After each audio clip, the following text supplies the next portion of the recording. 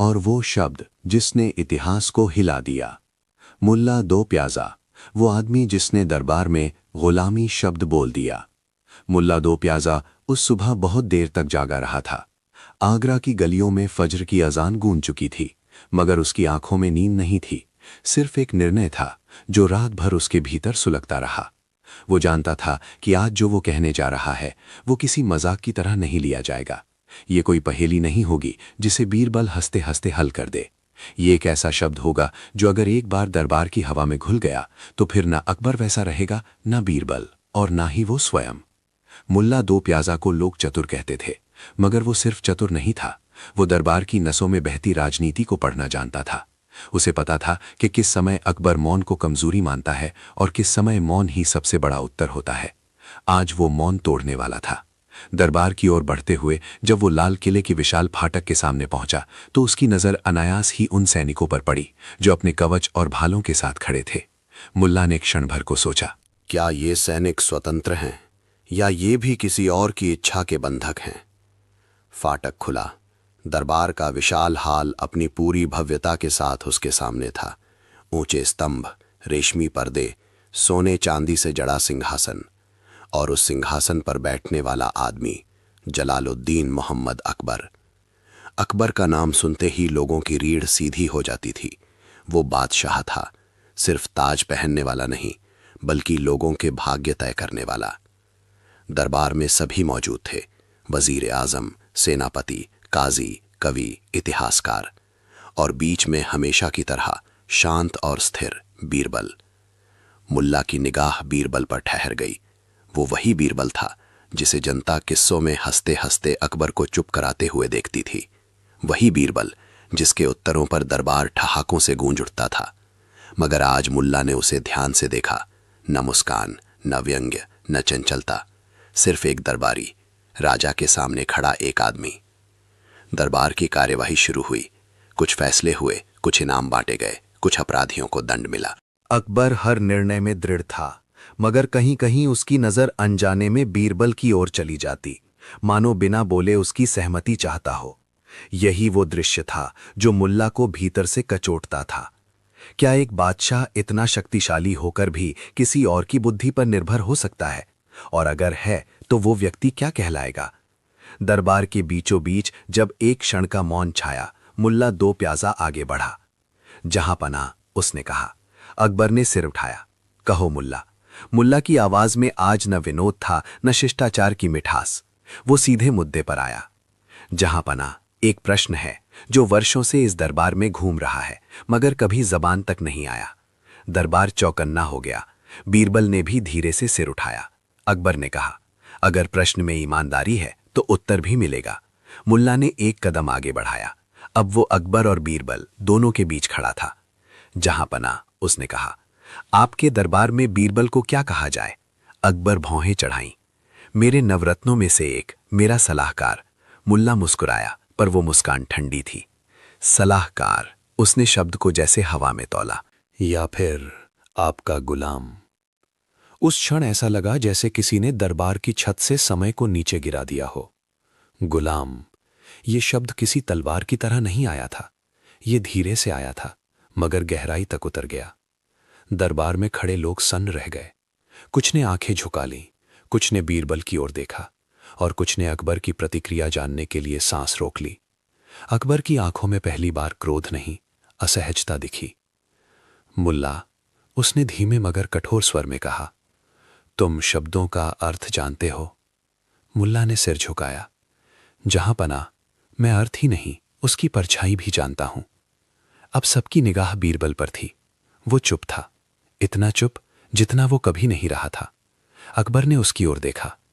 बीरबल, उसने कहा, तुम कुछ कहना चाहोगे? बीरबल ने उत्तर देने में देर की, मानो वो शब्द नहीं बल्कि अपना स्थान खोज रहा हो। फिर उसने कहा, जहां पना, गुलामी सिर्फ जंजीरों में नहीं होती। ये वाक्य दरबार में किसी गूंज की तरह फैल गया। मुल्ला दो प्याज़ा ने तुरंत कहा, यही तो मेरा प्रश्न है। अगर जंजीर लोहे की ना हो, अगर वो सम्मान, इनाम और निकटता की बनी हो, तो क्या वो जंजीर नहीं कहलाएगी? अकबर खड़ा हो गया। ये वही क्षण था जब दरबार समझ गया कि ये कोई साधारण बहस नहीं, मुल्ला अकबर ने कहा, तुम क्या कहना चाहते हो, स्पष्ट बोलो। मुल्ला ने गहरी सांस ली। जहां पनाह, मैं ये नहीं कहता कि आपने बीरबल को बेड़ियों में जकड़ा है। मैं ये पूछता हूं, क्या बीरबल आपकी इच्छा से अलग सोच सकता है? क्या वो आपको ना कह सकता है बिना अपने अस्तित्व को खोए? ये प्रश्न दरबार के हर व्यक्ति के भीतर उतर गया। अकबर कुछ नहीं बोला। उसकी चुप्पी भारी थी। बीरबल ने पहली बार सीधे अकबर की ओर देखा। उसकी आंखों में शिकायत नहीं थी, सिर्फ थकान थी। जहां पनाह, उसने कहा, मैं आपकी सेवा में हूं, पर सेवा और गुलामी के बीच की रेखा बहुत पतली होती है। उस दिन दरबार वहीं समाप्त नहीं हुआ। कागजों पर लिखे फैसले पूरे हो गए, मगर एक अनलिखा सवाल सबके साथ घर गया। क्या बुद्धि भी किसी की मिल्कियत हो सकती है? क्या राजा के सबसे करीब खड़ा व्यक्ति सबसे कम स्वतंत्र होता है? मुल्ला दो प्याजा जब दरबार से बाहर निकला तो उसके चेहरे पर विजय नहीं थी। उसे पता था उसने बीज बो दिया है। और बीज अगर सच का हो तो वो देर सबेर इतिहास बन ही जाता है। उस रात अकबर सो नहीं सका, और उस रात बीरबल ने पहली बार अपने आप से पूछा, क्या मैं बादशाह का आदमी हूं या बादशाह की इच्छा का? यहीं से शुरू होती है वो कहानी जिसे किताबों ने हंसी में ढक दिया और इतिहास ने सवाल बनाकर छोड़ दिया। क्या बीरबल सच में गुलाम था? दरबार के बाद की रात, जब बादशाह, बुद्धि और गुलामी आमने सामने हुए। दरबार समाप्त हो चुका था, मगर आगरा की हवा अब भी स्थिर नहीं हुई थी। लाल किले की दीवारों के भीतर जो कहा गया था वो पत्थरों से टकराकर लौट नहीं गया था, वो दीवारों में उतर गया था। मुल्ला दो प्याजा सबसे पहले दरबार से बाहर निकला। उसके कदम तेज नहीं थे, ना ही उसके चेहरे पर कोई घबराहट थी। वो जानता था कि उसने बादशाह का अपमान नहीं किया है। उसने बादशाह को आईना दिखाया है, और आईने अक्सर पसंद नहीं किए जाते। पीछे पीछे दरबारी निकले। कुछ फुसफुसा रहे थे, कुछ चुप थे। किसी के पास शब्द नहीं थे, क्योंकि आज प्रश्न ऐसा था जिसका उत्तर किसी के पास नहीं था। बीरबल सबसे अंत में बाहर आया। वो अकेला था, जैसा वो अक्सर नहीं होता था। उसके आसपास हमेशा कोई ना कोई रहता, कोई प्रश्न पूछता, कोई हंसी ढूंढता। आज कोई पास नहीं आया। उसने आसमान की ओर देखा। चांद आधा छिपा था, आधा दिख रहा था, बिल्कुल वैसा ही जैसा आज उसका सच। उसके कानों में अब भी मुल्ला का प्रश्न गूंज रहा था, क्या वो ना कह सकता है? ये प्रश्न बीरबल ने पहले कभी खुद से नहीं पूछा था। वो जानता था कि अकबर उस पर भरोसा करता है। वो जानता था कि बादशाह उसकी बुद्धि को पसंद करता है। मगर क्या भरोसा और पसंद आज़ादी के समान होते हैं? वो धीरे धीरे अपने निवास की ओर बढ़ा, मगर उसका मन दरबार में ही अटका रहा। उधर अकबर सिंहासन छोड़ चुका था, मगर बादशाह की कुर्सी उसके भीतर अब भी भरी हुई थी। वो शाही कक्ष में अकेला बैठा था। सामान्य दिनों में ये वही समय होता था जब वो इतिहासकारों से बातें करता या संगीत सुनता। आज उसने सबको मना कर दिया था। दरबार में बोले गए शब्द गुलाम उसके भीतर चुभ रहे थे। अकबर ने स्वयं को हमेशा न्यायप्रिय माना था। उसने मजहब की सीमाओं को तोड़ा, विचारों को अपनाया, संवाद को महत्व दिया। फिर ये प्रश्न क्यों उसे असहज कर रहा था? उसने मन ही मन कहा, क्या मैं किसी को गुलाम बनाता हूं? मगर मन तुरंत उत्तर नहीं दे सका। उसने बीरबल को याद किया। पहली मुलाकात, पहली बहस, पहली बार जब उसने बीरबल की बात मानकर अपना निर्णय बदला था। क्या वो क्षण कमजोरी था या महानता? दरवाजे पर हल्की आहट हुई। जहां पनाह, एक आवाज आई, अगर इजाजत हो। अकबर ने बिना देखे कहा, आओ। ये मुल्ला दो प्याजा था। उसके आने से अकबर को आश्चर्य नहीं हुआ। उसे पता था जिसने प्रश्न उठाया है वो उत्तर से भागेगा नहीं। मुल्ला ने आदाब किया। जहां पनाह, अगर मेरे शब्दों ने सीमा लांघी हो। अकबर ने हाथ उठाकर उसे रोक दिया। नहीं मुल्ला, आज शब्द सीमा नहीं, सच लांघ रहे थे। मुल्ला चुप रहा। अकबर ने आगे कहा, मगर मैं ये जानना चाहता हूं तुम्हारे मन में ये प्रश्न आया क्यों? मुल्ला ने गहरी सांस ली। जहां पनाह, क्योंकि मैंने वर्षों से एक दृश्य देखा है। कौन सा दृश्य? एक ऐसा व्यक्ति जिसकी बुद्धि स्वतंत्र है, मगर जिसके निर्णय आपकी स्वीकृति के बिना अधूरे हैं। अकबर की आंखें संकरी हो गईं। क्या ये हर दरबारी पर लागू नहीं होता? मुल्ला ने सिर झुकाया। हाँ, पर हर दरबारी इतिहास नहीं बनाता। ये वाक्य अकबर को लगा। तुम कहना चाहते हो, अकबर ने कहा, कि बीरबल मुझसे डरता है? मुल्ला ने धीरे से उत्तर दिया, नहीं जहांपना, वो आपसे डरता नहीं, वो आपको खोने से डरता है। कक्ष में सन्नाटा छा गया। ये भय तलवार का नहीं था, ये भय स्थान खोने का था, सम्मान खोने का था, सुनवाई खोने का था। अकबर ने आंखें बंद कर लीं। उसने कभी इस दृष्टि से नहीं सोचा था। उधर उसी रात बीरबल अपने कक्ष में बैठा था। दीपक की लौ स्थिर थी, मगर उसका मन नहीं। उसने अपने जीवन को टटोलना शुरू किया।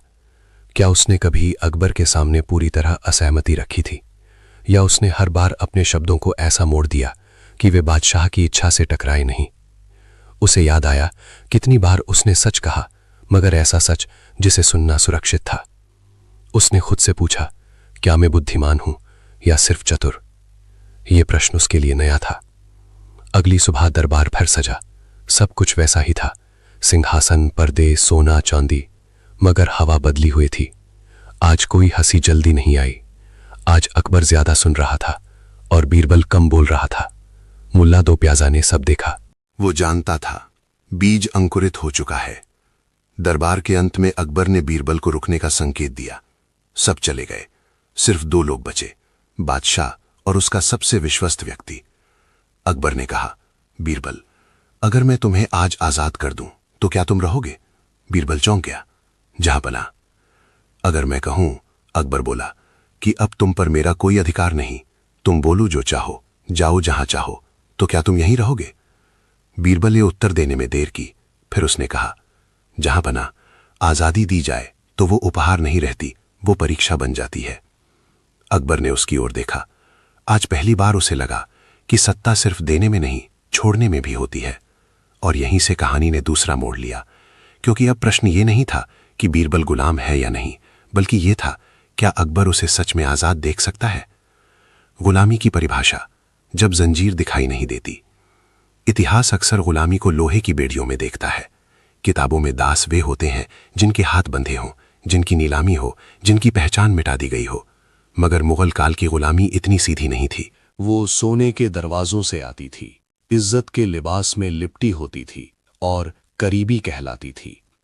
अकबर का साम्राज्य फैल चुका था।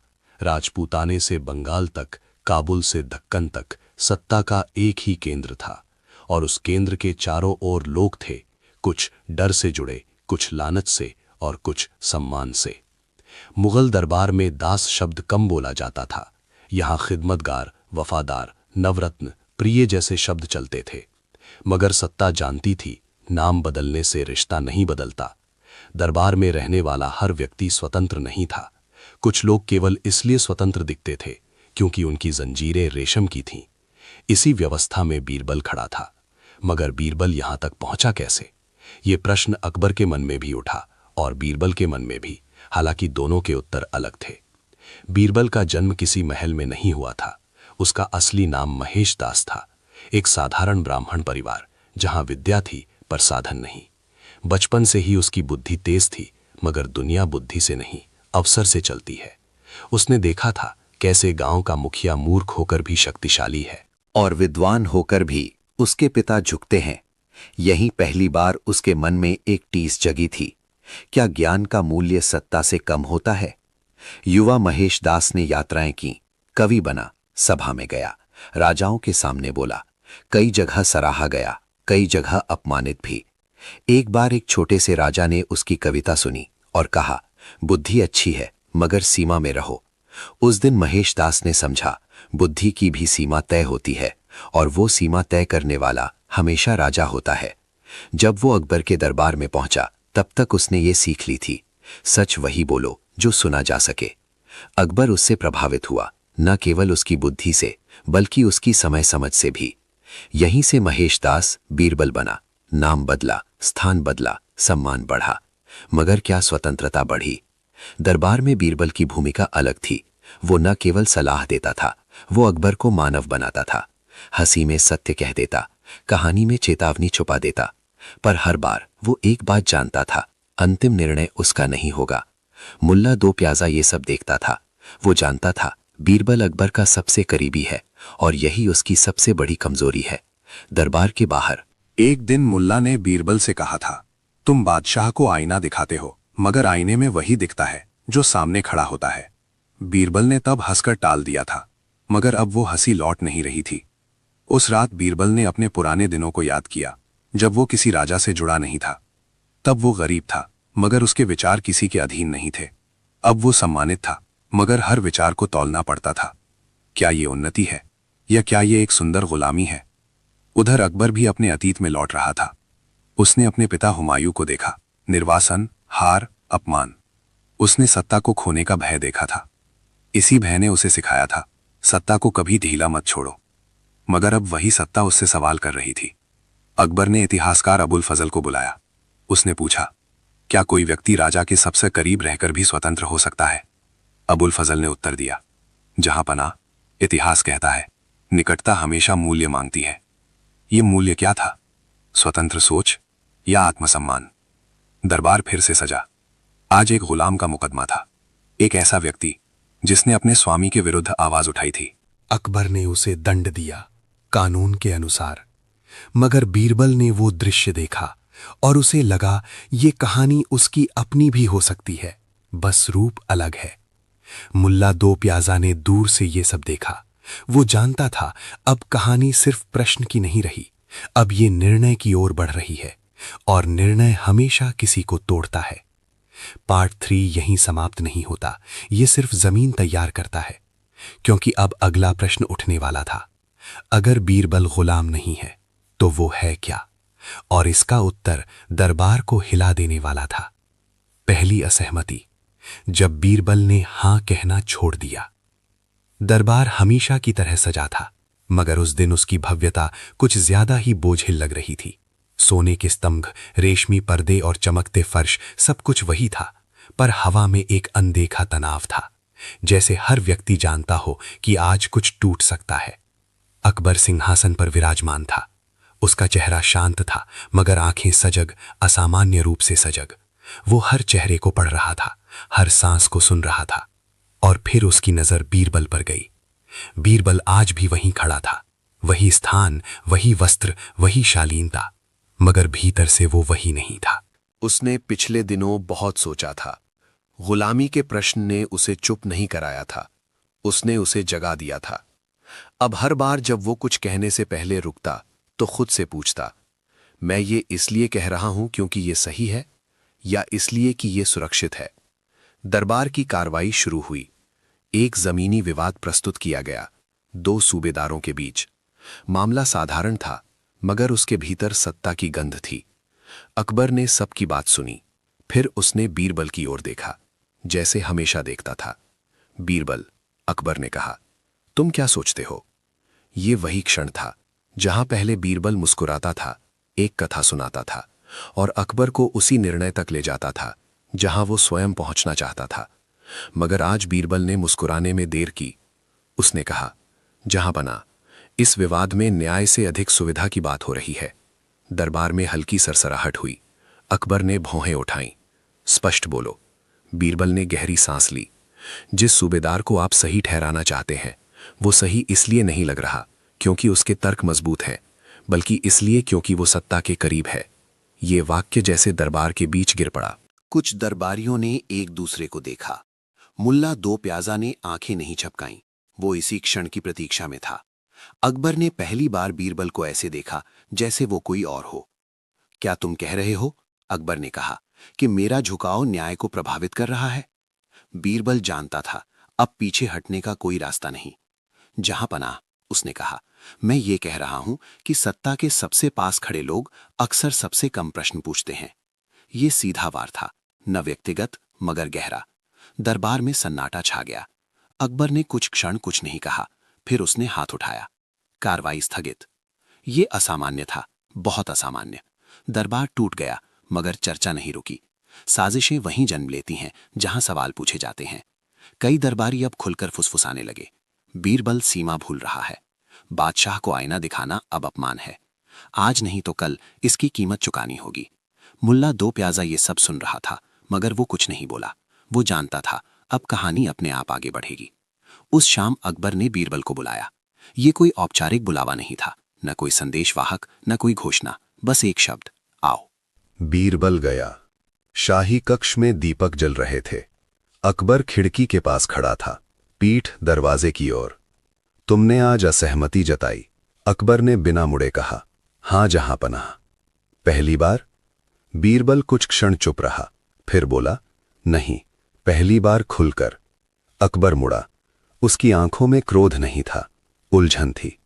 क्या तुम्हें भय नहीं लगा? बीरबल ने उत्तर दिया, लगा, मगर उससे बड़ा भय ये था कि अगर मैं चुप रहा तो मैं खुद को खो दूंगा। ये वाक्य अकबर को भीतर तक लगा। तुम जानते हो, अकबर बोला, तुम्हारी ये बसहमति कितनों को शक्ति दे सकती है और कितनों को डर। बीरबल ने जोड़ा। अकबर हंसा नहीं, आज हंसी की जगह नहीं थी। अगर मैं तुम्हें रोकूं? अकबर ने पूछा। तो मैं रुक जाऊंगा, बीरबल ने कहा, पर तब आप एक सलाहकार नहीं, एक आज्ञाकारी पालेंगे। ये पहली बार था जब बीरबल ने यह स्पष्ट कहा। अकबर देर तक उसे देखता रहा। उस रात अकबर ने नींद में एक सपना देखा। उसने देखा एक विशाल दरबार, सैकड़ों लोग, मगर कोई सच बोलने वाला नहीं। और उस सपने में बीरबल वहां नहीं था। सुबह होते होते अकबर के भीतर एक नया डर जन्म ले चुका था। उधर बीरबल के खिलाफ साजिशें तेज हो गईं। कुछ दरबारी चाहते थे कि उसे सीमाओं में बांध दिया जाए, कुछ चाहते थे कि उसे किसी दूर की जागीर दे दी जाए, सम्मान के साथ पर दूरी में। मुल्ला दो प्याजा ने अकबर से कहा, जहां पना, जिसे सच बोलने की आदत हो उसे चुप कराना आसान नहीं होता। या तो उसे तोड़ना पड़ता है या खो देना पड़ता है। अकबर ने कोई उत्तर नहीं दिया, क्योंकि अब वो समझ चुका था ये संघर्ष सत्ता और व्यक्ति का नहीं, सत्ता और सत्य का है। अकबर का निर्णय। जब दरबार दो हिस्सों में बंट गया। दरबार उस दिन समय से पहले भर गया था। ऐसा बहुत कम होता था कि दरबारी स्वयं जल्दी आ जाएं। आमतौर पर वे बादशाह की प्रतीक्षा करते थे, मगर आज प्रतीक्षा किसी व्यक्ति की नहीं, किसी निर्णय की थी। पिछले कुछ दिनों से आगरा में एक ही चर्चा थी, बीरबल बदल गया है, या शायद बीरबल वही हो गया है जो वो कभी था। कुछ कहते थे वो ज्यादा बोलने लगा है, कुछ कहते थे वो अपनी हैसियत भूल रहा है, और कुछ चुप थे, क्योंकि वे जानते थे कि आज अगर बीरबल गिरा तो कल कोई और भी गिर सकता है। मुल्ला दो प्याजा दरबार के एक कोने में खड़ा था। उसकी निगाहें लोगों पर नहीं, हवा पर थीं। हवा बता देती है कि सत्ता किस ओर बहने वाली है। अकबर अभी नहीं आया था, और यही सबसे बड़ा संकेत था। जब बादशाह देर से आता है तो या तो वो बहुत शांत होता है या बहुत क्रुद्ध। आज वो शांत नहीं था। अकबर जब सिंहासन की ओर बढ़ा तो उसकी चाल में दृढ़ता थी, वो दृढ़ता जो निर्णय के बाद आती है, ना कि उससे पहले। सब खड़े हो गए, सलाम हुआ, दरबार बैठा। अकबर ने किसी औपचारिक विषय से शुरुआत नहीं की। उसने सीधे कहा, आज मैं एक व्यवस्था बदलने जा रहा हूं। ये वाक्य ही काफी था। मेरे दरबार में, अकबर ने आगे कहा, सलाह और सहमति को अब एक नहीं माना जाएगा। दरबार में खुसुर फुसुर शुरू हो गई। आज से, अकबर बोला, हर सलाहकार को ये अधिकार होगा कि वो मुझसे असहमत हो सके, बिना दंड के भय के। ये सुनते ही कुछ चेहरों पर राहत आई और कुछ पर भय। मुल्ला दो प्याजा ने मन ही मन कहा, अब खेल शुरू हुआ है। अकबर ने आगे कहा, और इस व्यवस्था की पहली परीक्षा बीरबल होंगे। अब सन्नाटा छा गया। सबकी निगाह बीरबल पर गई। वो शांत था, जैसे ये सब पहले से जानता हो। बीरबल, अकबर ने कहा, आज से तुम केवल मेरे सलाहकार नहीं, मेरे सामने खड़े एक स्वतंत्र व्यक्ति हो। ये सम्मान था या बोझ, कोई नहीं जानता था।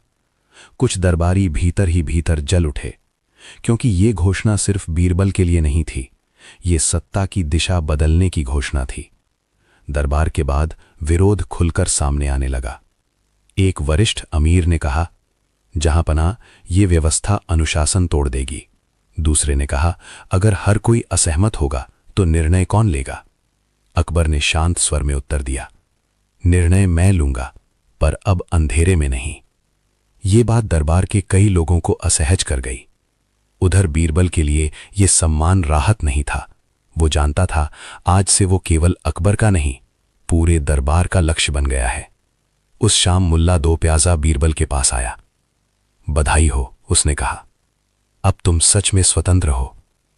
बीरबल ने धीमे स्वर में उत्तर दिया, नहीं मुल्ला, अब मैं सबसे ज्यादा असुरक्षित हूं। मुल्ला मुस्कुराया, यही स्वतंत्रता की कीमत है। कुछ ही दिनों में पहली परीक्षा आ गई। एक सैन्य अभियान पर चर्चा हो रही थी। अकबर का झुकाव स्पष्ट था, आक्रमण की ओर। दरबार के ज्यादातर लोग सहमत थे। युद्ध सम्मान देता है, विस्तार देता है और सत्ता को मजबूत करता है। अकबर ने बीरबल की ओर देखा। तुम? ये वही क्षण था जहां पूरा दरबार सांस रोके बैठा था। बीरबल ने कहा, जहां पनाह, ये युद्ध समय से पहले है। कुछ लोगों के चेहरे तमतमा गए। कारण? अकबर ने पूछा। क्योंकि, बीरबल बोला, आप जीत सकते हैं, मगर वो जीत स्थायी नहीं होगी। ये विजय होगी पर शासन नहीं। ये सीधा विरोध था। दरबार में युद्ध सम्मान देता है, विस्तार देता है और सत्ता को मजबूत करता है। अकबर ने बीरबल की ओर देखा। तुम? ये वही क्षण था जहां पूरा दरबार सांस रोके बैठा था। बीरबल ने कहा, जहां पनाह, ये युद्ध समय से पहले है। कुछ लोगों के चेहरे तमतमा गए। कारण? अकबर ने पूछा। क्योंकि, बीरबल बोला, आप जीत सकते हैं, मगर वो जीत स्थायी नहीं होगी। ये विजय होगी पर शासन नहीं। ये सीधा विरोध था। दरबार में पहली बार दो पक्ष खुलकर दिखाई दिए। एक पक्ष जो बीरबल के साथ खड़ा था, भले ही चुपचाप। दूसरा पक्ष जो उसे गिरते देखना चाहता था। अकबर ने निर्णय स्थगित कर दिया। यही वो क्षण था जब दरबार दो हिस्सों में बंट गया। रात को अकबर अकेला बैठा था। उसके सामने नक्शे थे, रिपोर्टें थीं और बीरबल के शब्द थे। वो जानता था अगर वो बीरबल की बात मानेगा तो उसे कमजोर कहा जाएगा, और अगर ना माने तो उसकी नई व्यवस्था खोखली साबित होगी। उधर बीरबल भी सो नहीं सका। उसने अपने आप से पूछा, अगर कल मुझे हटा दिया जाए तो क्या ये सच बोलने की कीमत होगी? और अगर नहीं हटाया गया तो क्या ये सच की जीत होगी? मुल्ला दो प्याजा ने उसी रात कहा, इतिहास में वही राजा बड़ा होता है जो अपने सबसे करीबी को खोने का साहस रखता है। अकबर ने यह सुना और पहली बार उसने सत्ता को छोड़ने की कल्पना की, एक क्षण के लिए ही सही। अगली सुबह अकबर ने युद्ध रोक दिया। ये निर्णय दरबार के आधे हिस्से को स्वीकार नहीं था और उसी क्षण बीरबल के लिए खतरा विचार से साजिश में बदल गया, क्योंकि अब यह साफ था बीरबल सिर्फ सवाल नहीं था, वो उदाहरण बन चुका था, और उदाहरण दरबार में सबसे पहले तोड़े जाते हैं। साजिश की शुरुआत, जब उदाहरण को तोड़ने का समय आ गया। जिस दिन अकबर ने युद्ध रोकने का आदेश दिया, उसी दिन से दरबार में दो तरह की खामोशी पैदा हो गई। एक खामोशी वो थी जो अकबर के आदेश का सम्मान करती थी, और दूसरी वो जो भीतर ही भीतर उसे अपमान मान रही थी। बीरबल ये समझ गया था, क्योंकि सत्ता जब चोट खाती है तो वो सीधे वार नहीं करती, वो पहले मुस्कुराती है। दरबार में अब भी सब कुछ वैसा ही दिखता था, सलाम, आदाब, हाजिरी, मगर शब्दों के बीच खाली जगह बढ़ गई थी, और खाली जगहों में ही साजिशें पलती हैं। कुछ अमीरों को पहली बार लगा था कि बीरबल उनकी जरूरत नहीं, उनकी रुकावट है। जब तक वो हंसाता था ठीक था, एक वरिष्ठ अमीर ने कहा। अब वो दिशा तय करने लगा है। दूसरा बोला, दिशा बादशाह तय करता है, अगर कोई और करे तो उसे हटाया जाता है। धीरे धीरे बातें गुप्त बैठकों में बदल गईं। कक्ष बदले, घंटे बदले, मगर विषय एक ही रहा, बीरबल। मुल्ला दो प्याजा को सब पता था, उसे बताया नहीं गया था, उसे संकेत मिल रहे थे, और संकेत वही समझता है जो दरबार को खेल की तरह देखता है। उसने एक शाम बीरबल से कहा, तुम्हें अब हंसना नहीं चाहिए। बीरबल ने हल्की मुस्कान के साथ पूछा, क्यों?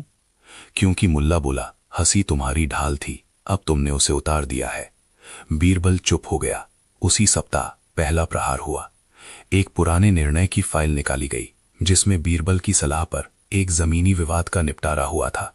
अब आरोप लगाया गया कि वो निर्णय पक्षपाती था। अकबर के सामने शिकायत पहुंची। अकबर ने फाइल देखी। वो जानता था ये फैसला गलत नहीं था, मगर वो ये भी जानता था कि ये फाइल यूं ही नहीं निकाली गई। उसने जांच के आदेश दिए। यहीं से बीरबल की स्थिति बदली। पहली बार उसके नाम के साथ जांच शब्द जुड़ा। दरबार में अब लोग उससे सलाह लेने में हिचकने लगे, कुछ इसलिए कि डर गए थे, कुछ इसलिए कि दूरी दिखाना चाहते थे। बीरबल ये सब देख रहा था और पहली बार उसने स्वयं को अकेला महसूस किया। अकबर ने उसे बुलाया।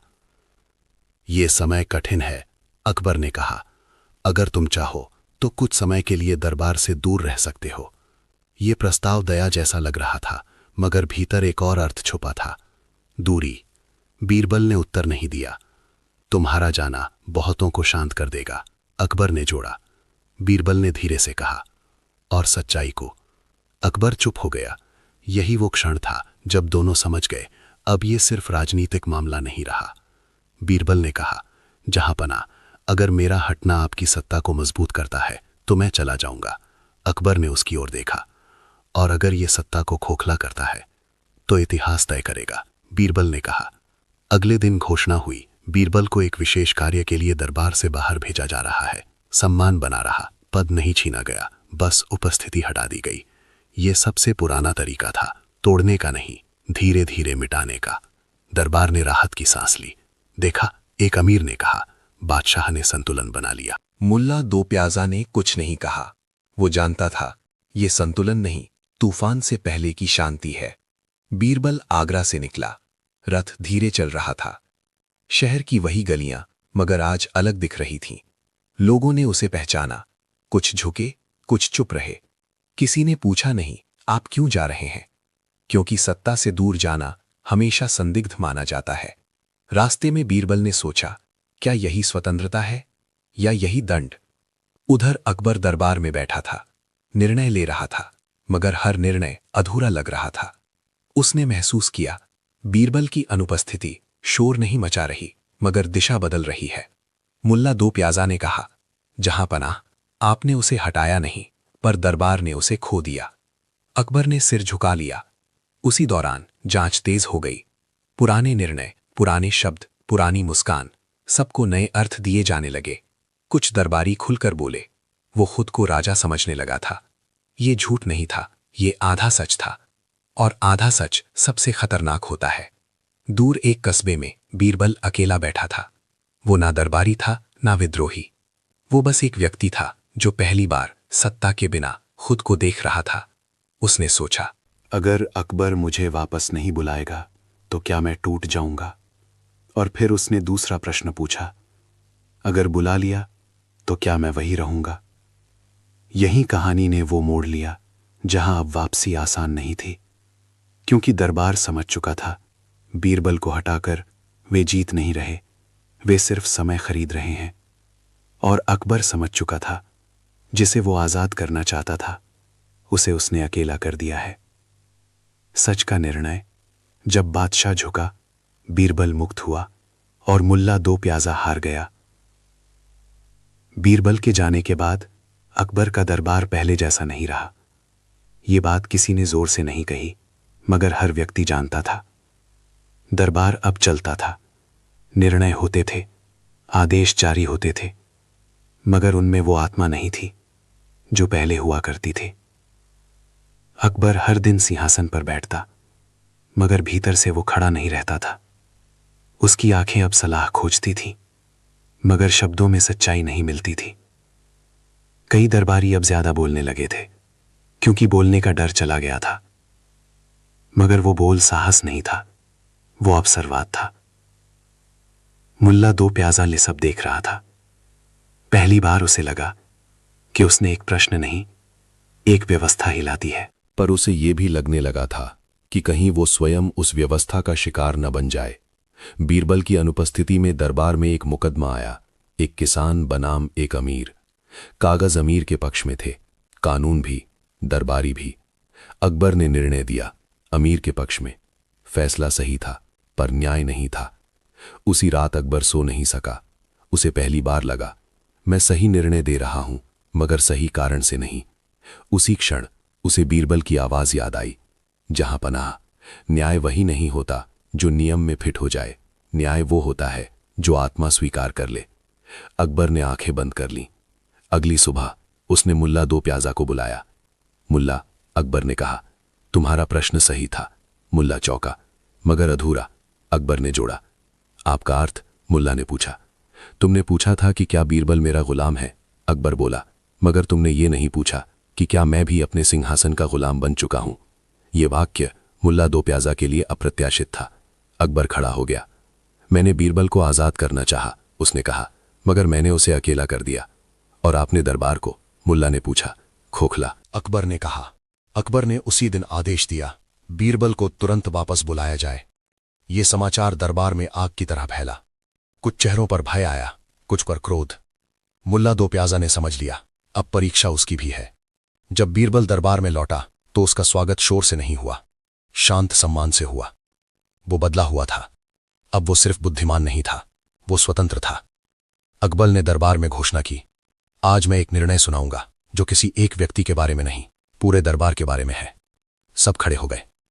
आज से, अकबर बोला, मेरे दरबार में सच बोलने की सजा नहीं मिलेगी और चतुराई से सच को मोड़ने को बुद्धि नहीं कहा जाएगा। ये वाक्य सीधे मुल्ला दो प्याजा की ओर गया। मुल्ला ने सिर झुका लिया। अकबर ने कहा, मुल्ला दो प्याजा, तुमने प्रश्न उठाया, यह अच्छा था, मगर तुमने उसे हथियार बनाया, यह अपराध था। दरबार सन्न रह गया। तुमने सत्य को खोजने के लिए नहीं, बल्कि किसी को गिराने के लिए उपयोग किया। मुल्ला ने पहली बार कोई उत्तर नहीं दिया। अकबर ने आगे कहा, इसलिए आज मैं तुम्हें दंड नहीं दूंगा। सब चौंक गए। मैं तुम्हें एक प्रश्न सौंपता हूं, अकबर बोला। तुम्हें अब सहर उस मुकदमे में बैठना होगा जहां कोई निर्बल हो, और तुम अपने शब्दों से नहीं, अपने विवेक से न्याय करोगे। ये दंड नहीं था, ये परीक्षा थी। और मुल्ला जानता था, ये वही बोझ है जिससे वो हमेशा बचता रहा। बीरबल ने तब पहली बार दरबार में मुस्कुराया। उसने कहा, जहां पनाह, आज आपने साबित कर दिया कि राजा होना सिंहासन पर बैठना नहीं, बल्कि सच के सामने खड़े होने का साहस है। अकबर ने सिर झुकाया। उस दिन के बाद दरबार बदला। बीरबल अब हंसाने के लिए नहीं, संतुलन के लिए था। मुल्ला दो प्याजा अब बोलने से पहले सोचता था, और अकबर, वो अब केवल बादशाह नहीं था, वो श्रोता बन चुका था। इतिहास ने बाद में इन घटनाओं को कहानियों में बदल दिया, हंसी में ढक दिया, चतुराई में सजा दिया, मगर सच ये था, बीरबल कभी गुलाम नहीं था, और अकबर ने यह समझने में अपना सबसे कठिन युद्ध लड़ा। और मुल्ला दो प्याजा, उसने जीवन भर सवाल पूछे, मगर उस दिन के बाद उसने उत्तर ढूंढना सीख लिया। यही उसका सबक था। अंतिम पंक्तियां, इतिहास का सच। गुलामी जंजीरों में नहीं होती, वो भय में होती है, और आजादी विद्रोह में नहीं, सत्य को सहने की क्षमता में होती है। समाप्त।